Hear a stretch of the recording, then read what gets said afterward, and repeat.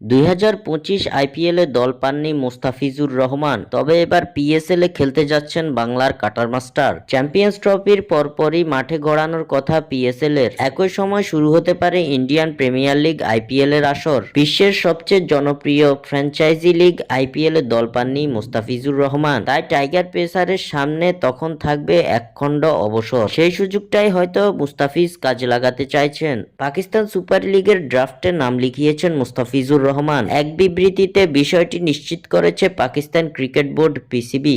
2017-18 মৌসুমে সবশেষ পিএসএল এ খেলেছিলেন মুস্তাফিজ। সেবার লাহোর কালান্ডার্সের হয়ে 5 ম্যাচে 6.43 ইকোনমি রেটে 4 উইকেট শিকার করেছিলেন বাংলার কাটার মাস্টার। 6 বছর পর আবারও পিএসএল এ মুস্তাফিজকে দেখার আশায় সমর্থকরা। উল্লেখ্য, আগামী 11 জানুয়ারি অনুষ্ঠিত হবে পাকিস্তান সুপার লিগের প্লেয়ার্স ড্রাফট। এখন দেখার বিষয় পিএসএল এ মুস্তাফিজ দল পান কিনা। স্বাক্ষর থেকে সাদবিন ইসলাম।